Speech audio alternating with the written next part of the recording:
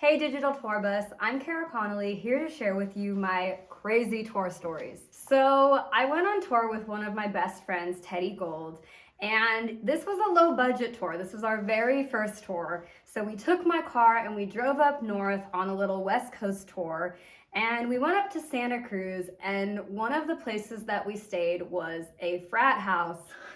Yes, we were not aware of this because Teddy's did you hear this? No. Teddy's brother went to Santa Cruz and he lived with these dudes and he was out of town, so he's like, why don't you just stay with my friends? And we get there, we're thinking we're staying at like a normal, just house, and it turns out that it's a frat house and we're living in the attic. And there are two beds on the floor that have no sheets and that are like, I kid you not, yellow. Nope. Like, it looked like they had not been washed in years. Oh, God. And the washing machine had tied just stuck to the top with like pennies and quarters stuck to it. There was like a zillion tissues and like Q-tip like things on the floor of the bathroom. You're redefining the words low budget for me right now. now. Yeah, you guys, this was real low budget, and I am not kidding when I tell you that it's like worse than you could. Like, this is the dirtiest, grossest house I have ever been in, and we had to stay there that night to play a show in Santa Cruz. And Teddy and I were just like looking at each other like, do you want that bed or that bed? I think we both stayed in the same bed because it looked slightly less sketch. But ever so slightly, like we were scared to take a shower because, fungus. So that was gross. Crazy tour story number one. Same tour, you guys, low budget tour, let me remind you, very first tour. We were staying with another friend of Teddy's. So Teddy, I'm just kidding. There's a theme to this story. Here. I'm just kidding. I love Teddy so much. But I guess I shouldn't say friend. It was more of like a friend of a friend. So she hadn't met him before, but it was like a friend of the friend who lived in Portland, Oregon, and was like, why don't you just like stay with me? Another scenario where we get there and we're like, it's this like creepy old house with like taxidermy animals. It's weird. And we walk down the stairs and he's like, this is where you're staying. And it's like a bed right next to his bed in the basement in like this like it was definitely like creepy vibes. Like it was like, there's like, again, like a spot on the bed, like creepy spot.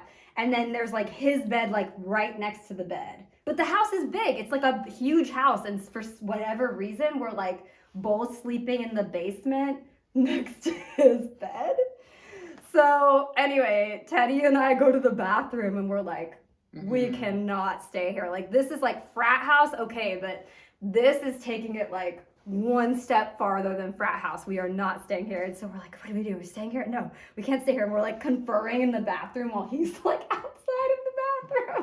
He's out there, you guys almost ready for bed? Yeah, we were like, oh my God. So we make up some like elaborate, I don't even know what we said, but we were just like, oh, so crazy. Like, no more show in Portland. Like, we like say something and we leave. And we ended up getting found out because there was still a show in Portland.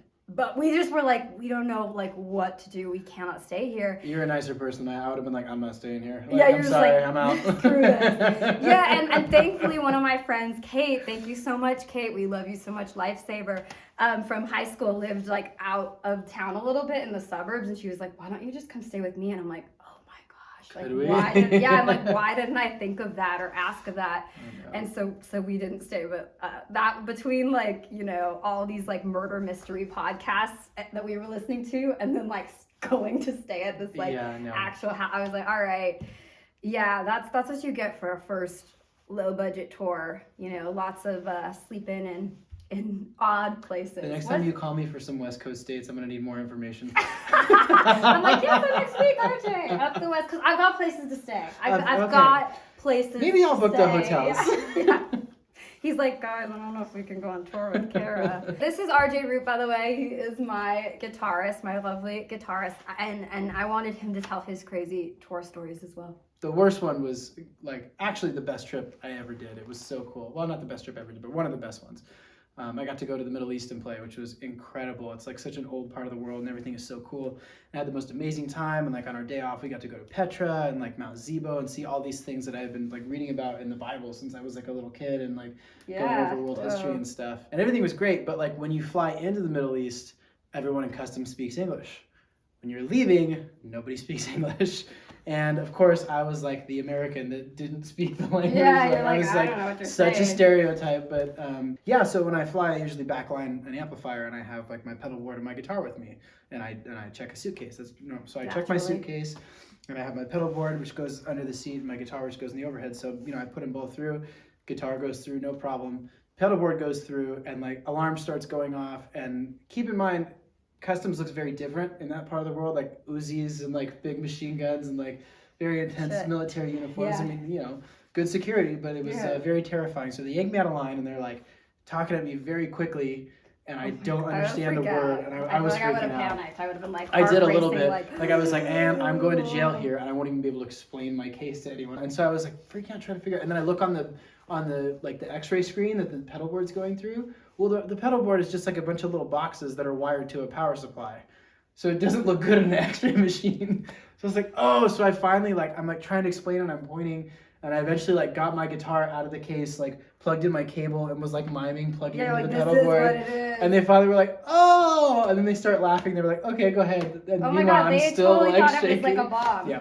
They totally thought you Yeah. were like coming in to Yeah. like do something. Yeah, so I walked through and I found the first person that spoke English. I was like, where's the nearest bar? I need a drink. Drink now. That sounds very high stress in Yeah. a different way than ours. I don't know. I think I would have been more stressed out about sleeping next to the taxidermy guy. That was definitely like really unexpected and odd. I was like, all right. There's like, a big of house and the all- only two beds are right next to each other. Yeah, in the basement. And Yeah, it was a sus. basement with just like nothing on the walls. Like just imagine like just like a cement basement. Yeah, that's a murder dungeon. Like That's- it's weird, right? Like I was like, this is bizarre. Like of all, those were like the strangest places I've probably ever stayed, Yeah. like on that tour. But it's good memories. Yeah, I it's mean, good me and memories. Teddy still laugh about it. We're like, Yeah. do you remember when we did this thing? And It- like, it's so crazy. It took me a while to laugh about the experience in the airport, Sure, but now I yes. can laugh about Yes, it. take little PTSD. Yeah, and a piece of advice: whenever you're going somewhere new on tour, make sure you know at least a little bit of the language so you can get through customs without possibly being arrested. Oh, I'm gonna have to keep Yeah. that one in mind. Yeah, Duolingo. Yeah. That's it. Yeah, that works. That's good. Thanks, guys. Thank you, Digital Tour Bus. Thank you.